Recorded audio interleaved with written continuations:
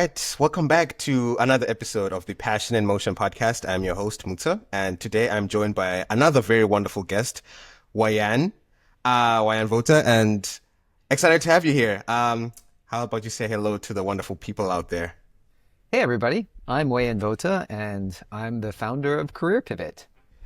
Yes. Good to have you here. Good to have you. We're actually going to talk a lot about career pivot, but before we kind of get there, I wanted people to kind of also get an understanding of who you are and what your journey has been up until this point. So starting at that point, then we'll transition to that. So learning to understand more about you, growing up, what was your ambition? Like, what did you want to be when you grew up? Like, what was your, desired career as a young person growing up? Wow, you're going back into time. I'm so old now, I can't actually remember what I wanted to be when I was wanted to grow up. That was a long, long time ago. I do know that I was a techie from the very beginning. I Mm, remember being in middle school, maybe it was high school, yeah. probably high school. And I remember playing around with what was then called a TRS-80. And that was a computer that used an actual 4-inch floppy, as in you could bend it, floppy disk, which was a big upgrade from the 8-inch floppy disk. So it was half the size and the same amount of data, probably in the kilobyte scale. Mm, So what today you would laugh at if someone offered it to you as a flash drive back in that day was like cutting edge, state of the art.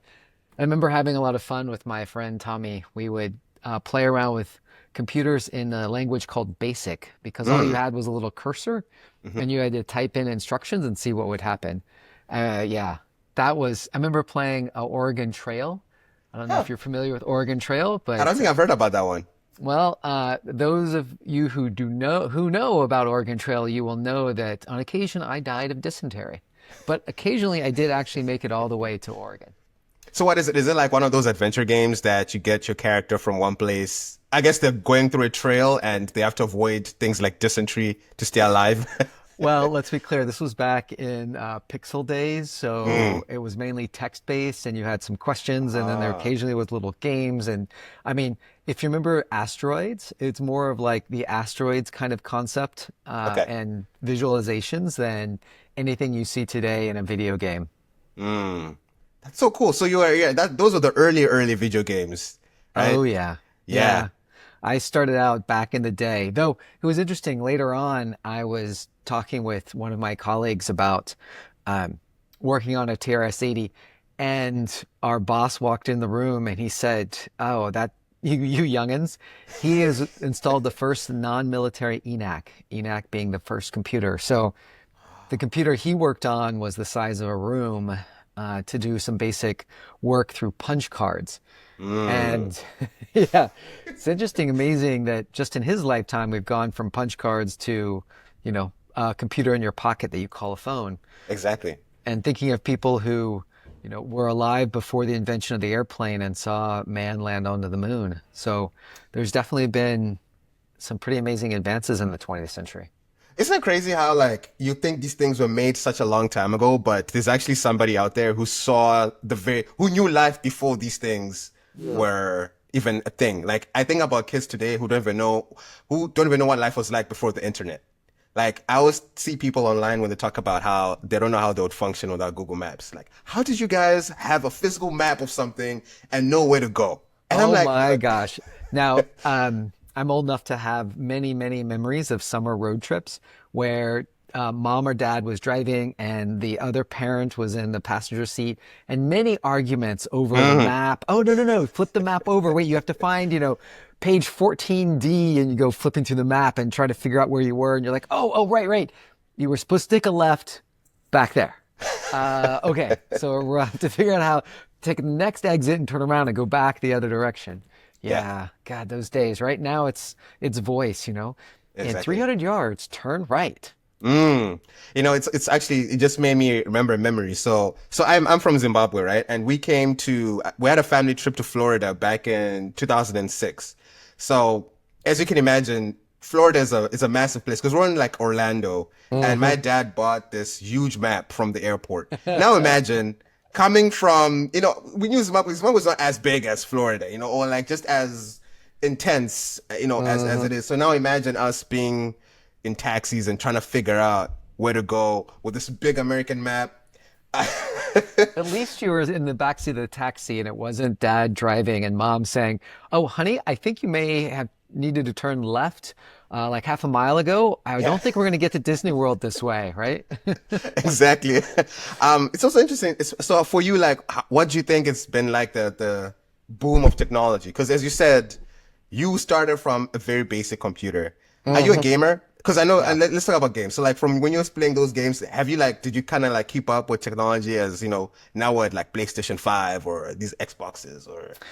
Nope. I am actually not a gamer. I find games very frustrating unless I can Mm, win every time. So mm, if there are cheat codes, I might actually play the game. But like the PlayStation games and all the hand motion things, yeah, it's too much. I don't it's too care. much. Doesn't Yeah, do anything for me.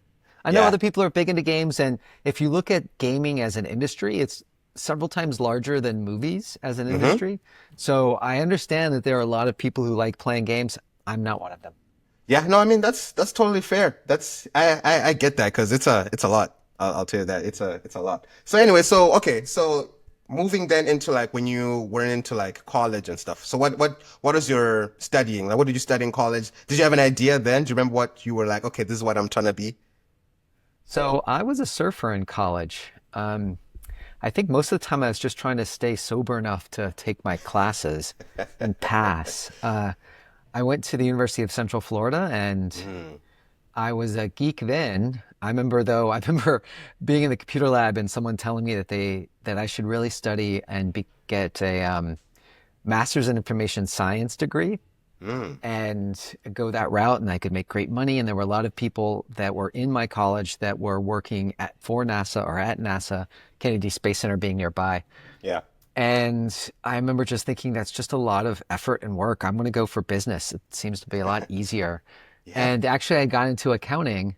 And funny enough, I started my accounting journey just as accountancy as a profession shifted from essentially putting receipts in a shoebox and giving them to an accountant to management information systems Mm, for accountancy. And so I wound up after graduating doing the exact thing that I laughed at during college. And I was working in several small nonprofits in DC, helping them essentially do management accounting, understand their finances on a day-to-day basis. Oh, so how long did you were you in that for? Doing That accounting? was, God, 1995 to 97. And then Okay. I left and joined the Peace Corps and lived in Russia. And as the Uh, Peace Corps program fell apart in Russia, they were trying to run a Washington bureaucracy in the midst of a Russian kleptocracy. I left and joined Pricewaterhouse Moscow, where I worked for a few years until the Russian economy self-destructed around 1999. And then I went on a little bit of a walkabout, as the Australians like to say. So I traveled from Moscow to Hong Kong overland, and hmm. then went down to Australia and hitchhiked across Australia from um, Sydney to Perth via Melbourne, Adelaide, and Esperance. Wow. And then I flew back. That So was you're a just long like on the side hitchhiking. of the road, thumb up, like, hey, I'm trying to hitch a Doing my ride. hitch dance, yep. And it was really funny. So Australia is such a safe country. Everybody was telling me, well, back in 1973 or 78 or something, two hitchhikers were killed. I can't Mm. believe you're hitchhiking. And I'm like, look, I come from America. Two people died today somewhere in Yeah. America. Like, that's nothing for me. Yeah. So yeah, it was an interesting culture shock Mm. for the Australians on how brave an American would be in that country. But Australia is one of the safest places, so I didn't have any fear at all.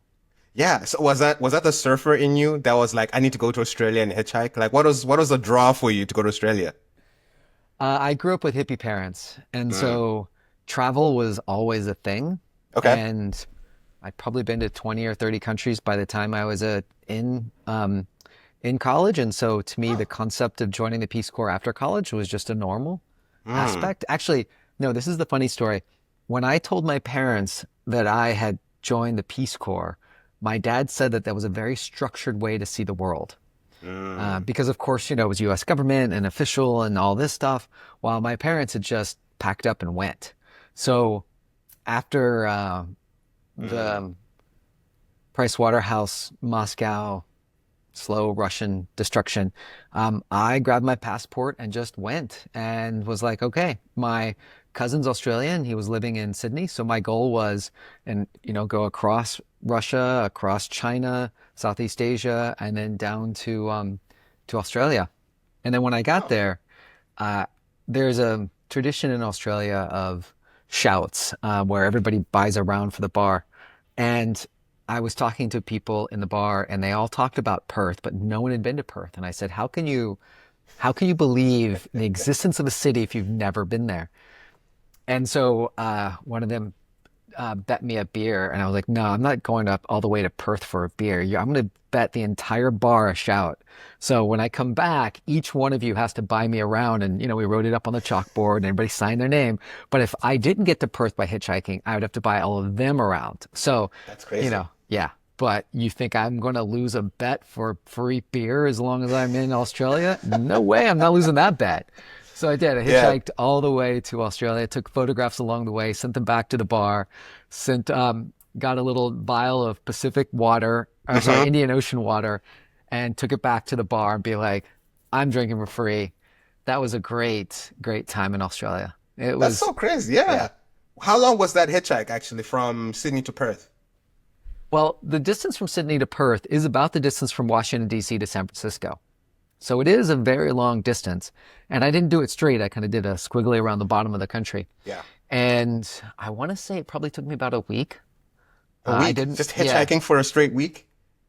Well, I mean, let's be clear. I wasn't straight hitchhiking for a week. Like I'd hitchhike I remember hitchhiking from Sydney to the capital, Adelaide. I think that's the capital. I can't remember now. Isn't it Canberra or something? Yeah, that's it. From Canberra and then from Canberra.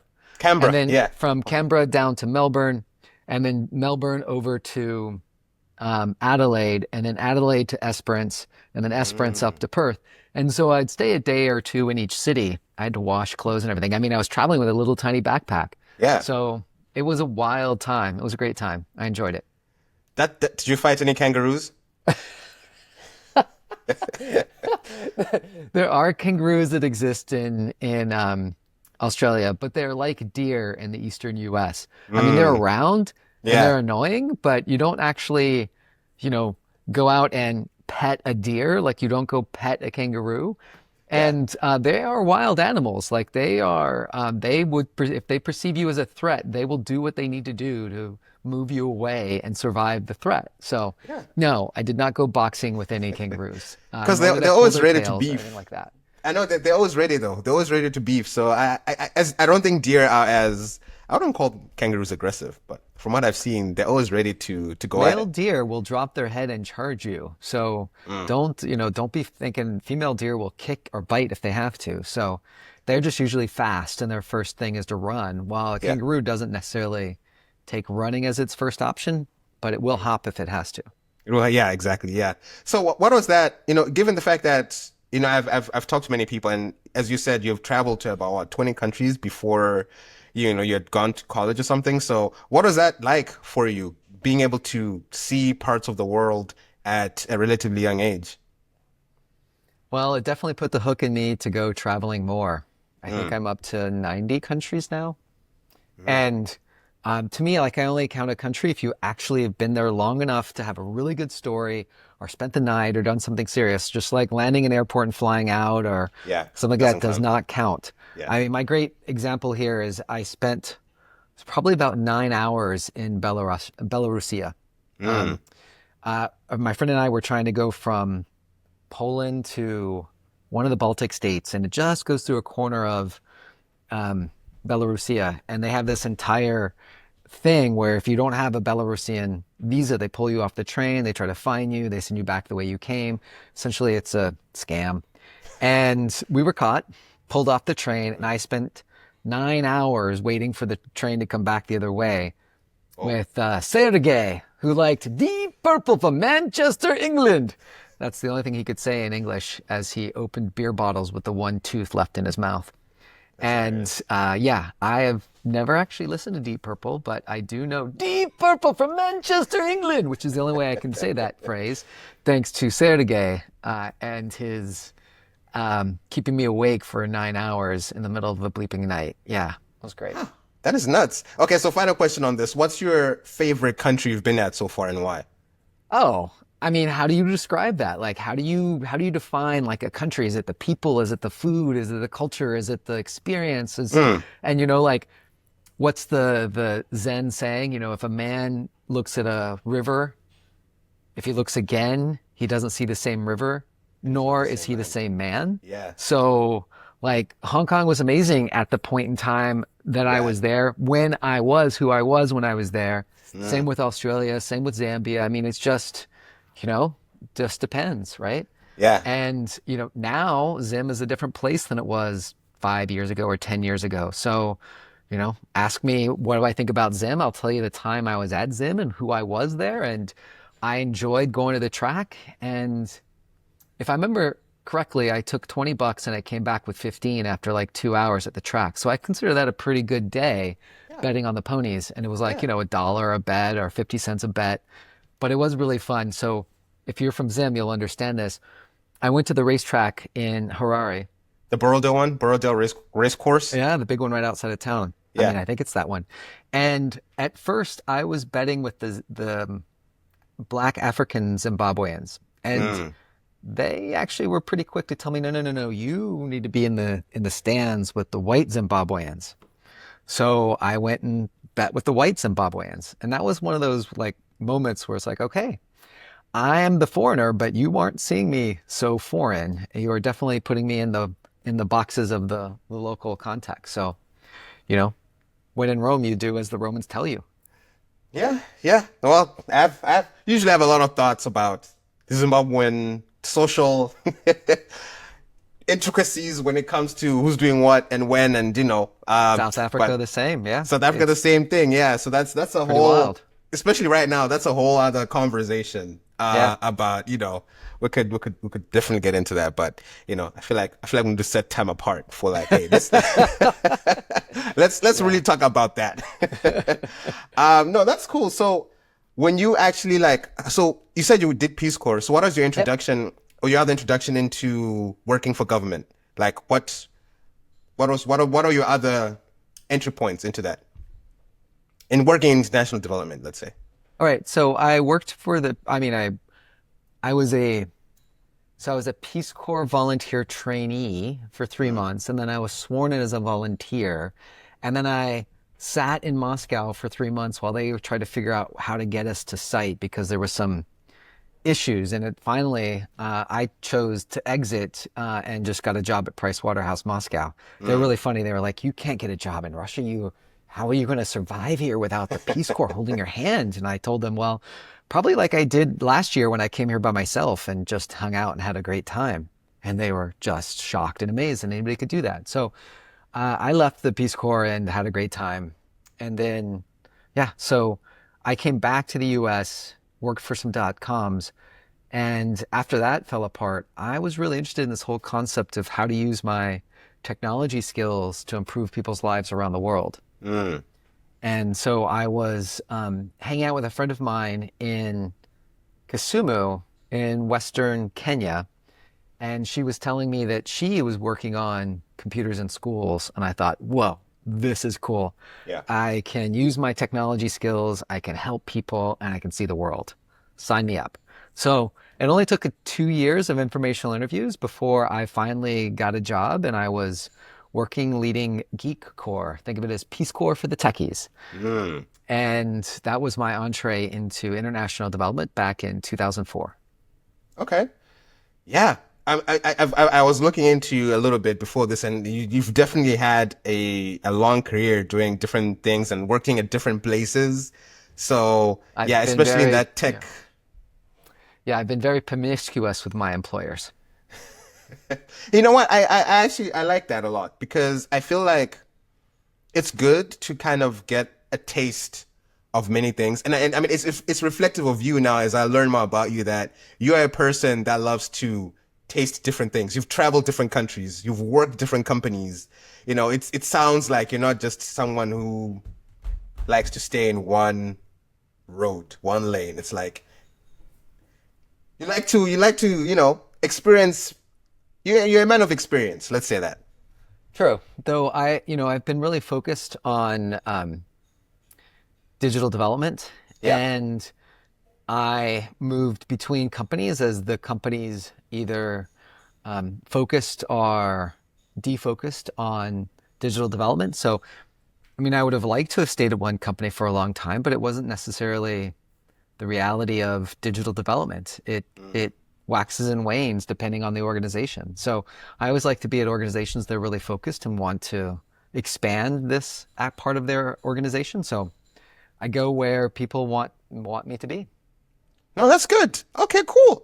Okay, no, that's awesome. Yeah, that's a nice. I wanted people as well who know you, like maybe they didn't know these parts of you. So I was like, I always try to have these interviews where it's like, oh, someone can learn something new today. I'm like, oh, I didn't know that about him. So that was a nice backstory. So talking about today, maybe we'll talk about this for a little bit and then get into career pivot because it kind of leads all up to that. So when we talk about everything that happened in January, and I know you were very vocal about everything that was going on.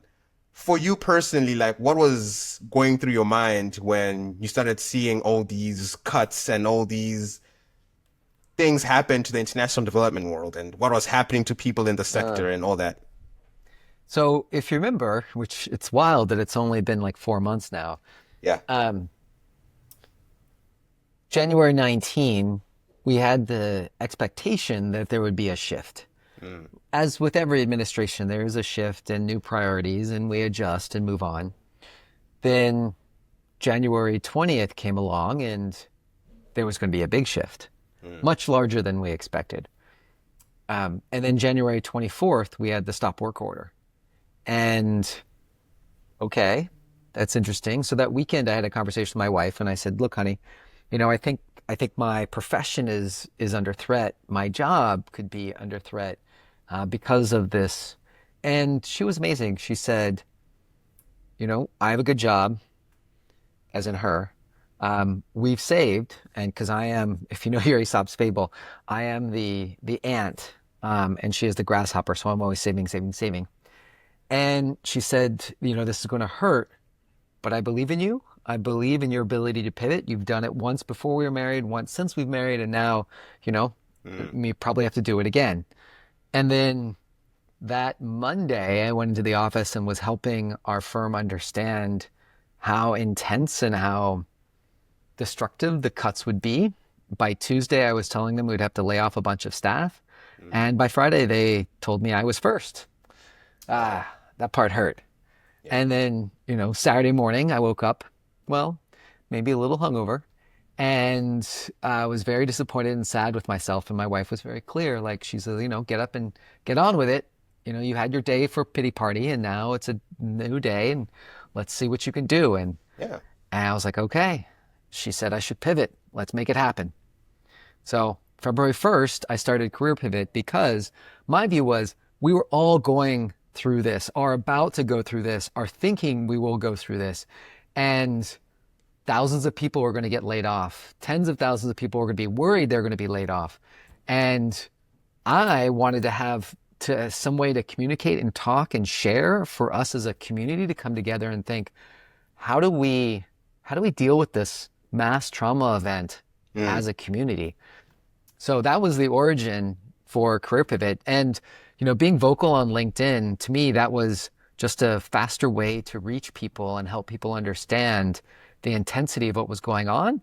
So to me, like the way I've been thinking is LinkedIn helps us all understand what's going on, and Career Pivot is the path out of the wild and madness into something more constructive. Yeah. No, that sounds good. Yeah, and I'm well, we're all appreciative of you doing that because again, it's been such a helpful resource for people to kind of just understand what's going on. Because if you said like, a lot of people, for example, my own mom, she'd been working in this space for 25 years and now it's like this is no longer a thing. Yeah. And it's not just it's no longer a thing. It's like, okay, maybe usually it's like, okay, I can move to another place that does something similar. But even that place is no longer even an option. And now it's like, oh my God, now you have to rethink and pivot. And this is not even like a small pivot. This is a very, very hard 180 pivot, Yeah. right? So By mid-February, everybody I knew that was a digital development advisor, digital development, anything was unemployed. So it wasn't like you could turn around and say, okay, FHI is going out, so I'll go work for Chemonics or exactly. I'll go work for, Engender Health or something. Everybody was getting laid off across the board, and that was pretty intense. Though it is interesting, it seems that a lot of USAID staff are only getting, well, direct USAID hired employees are only getting laid off now or in the end of at July 1st. So, I feel that there's going to be another wave of pain that filters through our community as more people are starting to really realize and face up to the loss of a dream, loss of a career, loss of Yeah, impact. exactly. Yeah. So how have you been trying to be like what encouraging things or words have you been or have do you have for people who have found Uh, themselves in these types of situations like as someone you said you've pivoted before, you've also gone through it yourself. What has been helpful for you, including career pivot, but what in general, just like in your own personal life, like what has been helpful for you that you feel like could be helpful for others who've had all of this happen to them as well? Well, I think it's amazing. I'm blessed with a wonderful family. Mm, My wife has been very supportive from the beginning. Really just said, Wayan, focus. You'll do fine. We'll make it through this together.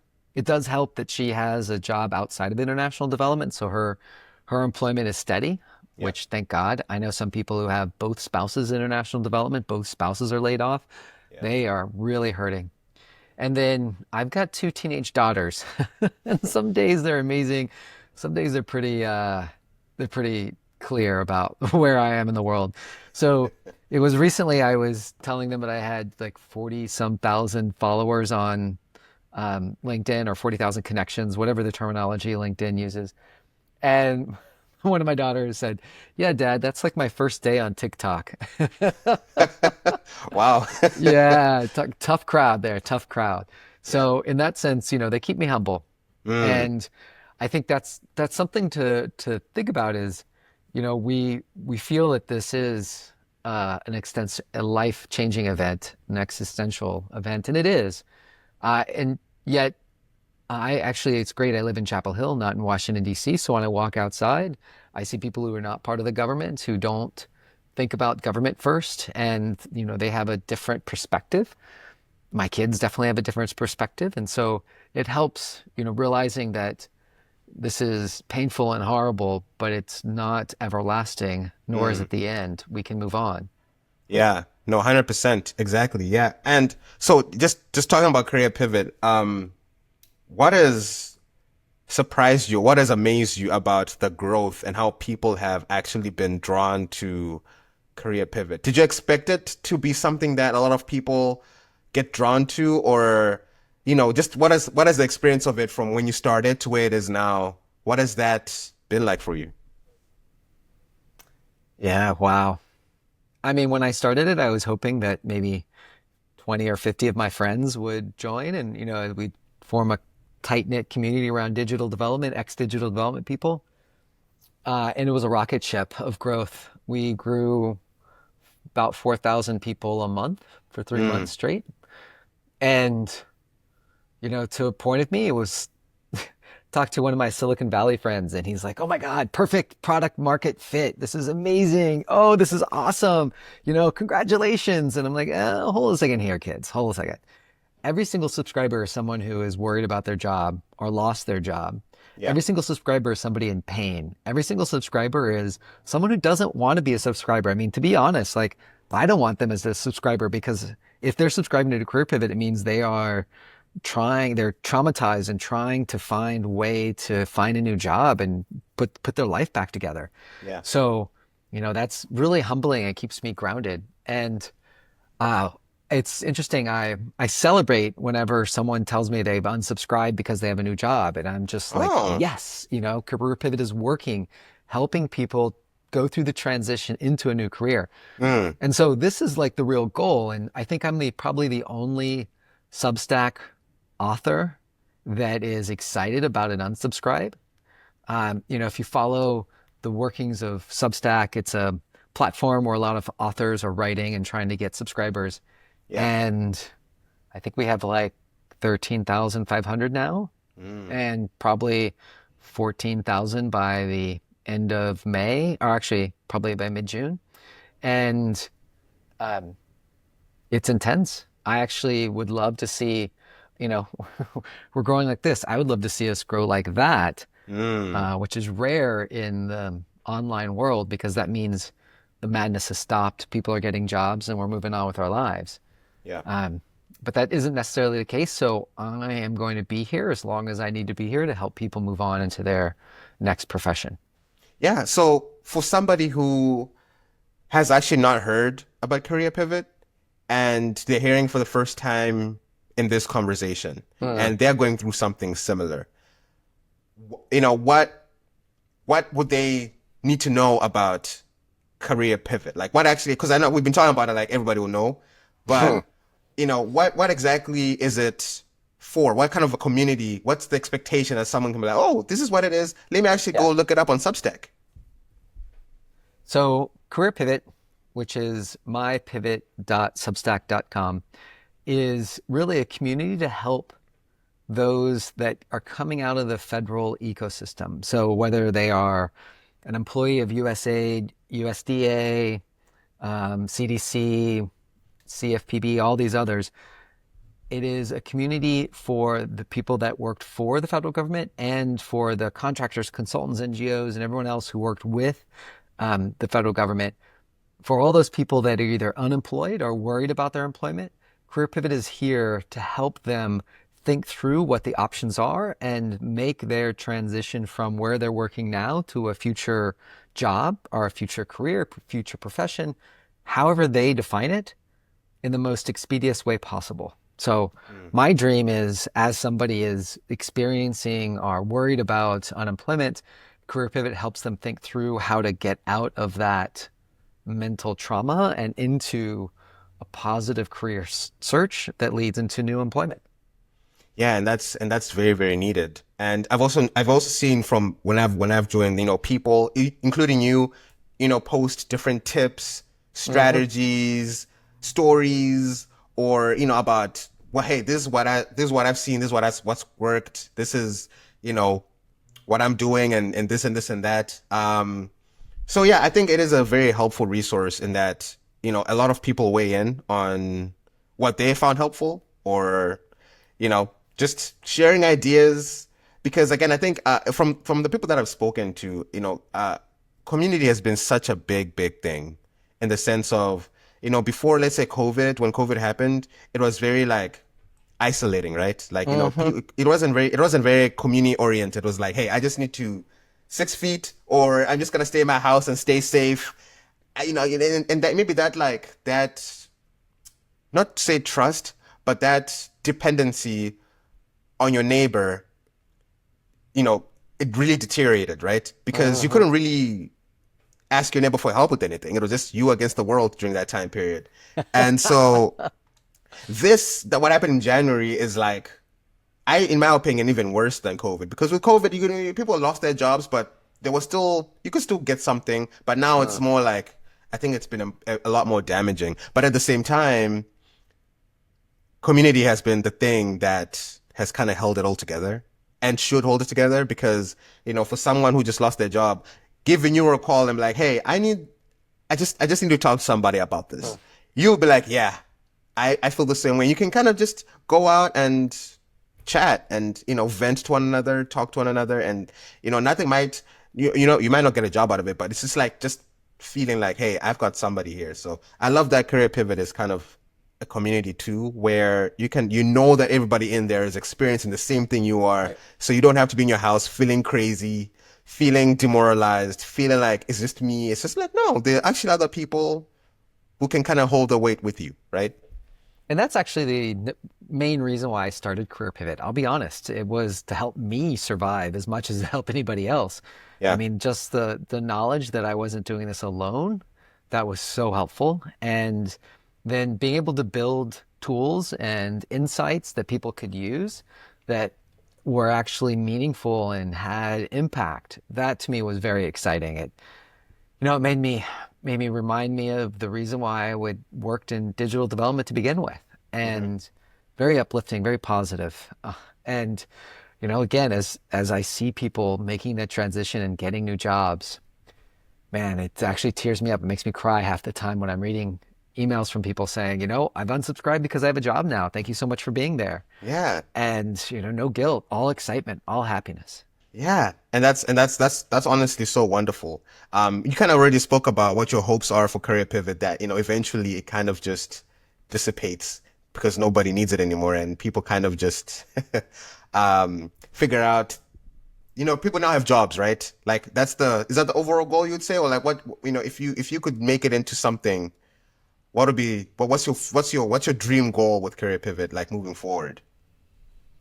So the real goal is that we all get new jobs and we keep our humanitarian ethos so Mm, that as we percolate out into the US economy, we change the mindset and we actually have more organizations, more companies, more ideas that are focused around improving the lives of all of us instead yeah, of just focused on shareholders and just focused on, enriching the rich who are already rich, but more on how can we lift us all up. That to me is the dream, right? That our ethos, our humanitarian ethos percolates out into the rest of the US economy. yeah. I'm not sure how real that is, but that's definitely the dream that keeps me going most days. No, I mean, and that's a fantastic dream. That's a fantastic dream. Well, I think this has been great in terms of just giving more context and just more of a life to this, and for people as well. I do, because I know people who listen to this podcast are also just trying to figure it out, and I've also tried to use the podcast as a means to help people, especially in that position. With I've spoken to some recruiters, I've spoken to career coaches, to just have tips for people to kind of just have something, Uh-huh. as they transition and as they try and pivot.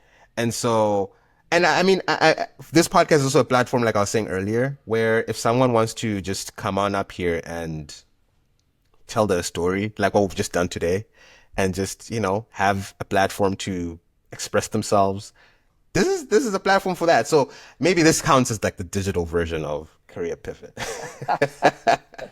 The other side of it. But yeah, I've appreciated you coming on here. Maybe the last question would be, what do you think is the future of international development? Oh, wow.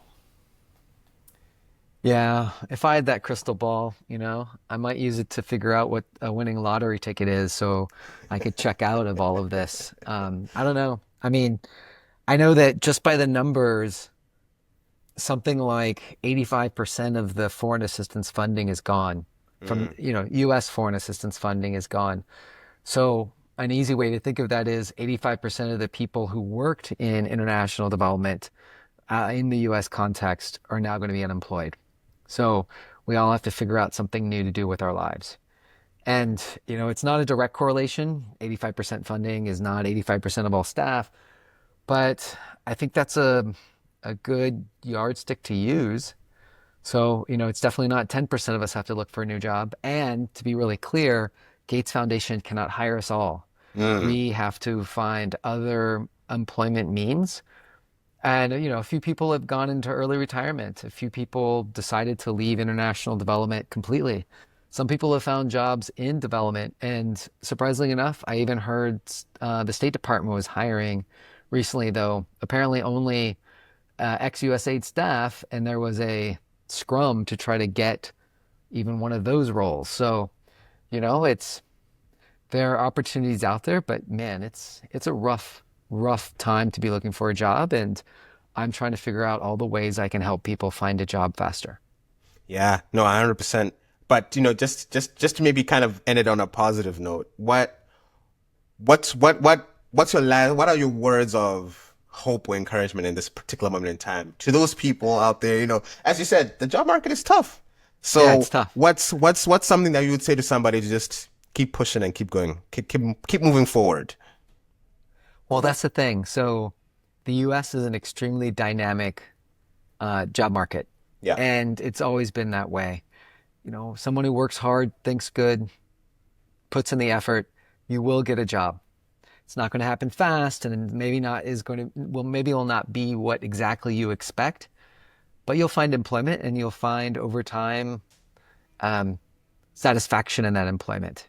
And, that's the amazing thing. You may not be happy with the job that you find next, but you'll be a lot happier in the job you find after that. And so that's my kind of overriding concept, is that we have to keep focused on the future and keep moving forward. I mean, it's the only direction that humans can go, really.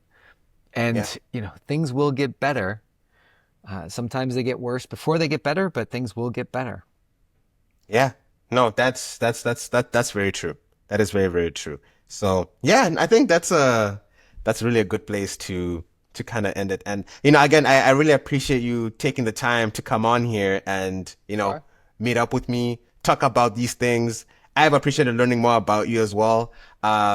Maybe one day we'll have a separate podcast and talk more about your travels. I I I I, We can I have know fun you have about Zim. a ton of stories. I know you have a ton of stories that Well, I can tell you that, like, the fun ones of the time I was, I was in the passenger seat. My taxi driver was pulled over in Zim, and that was its own experience.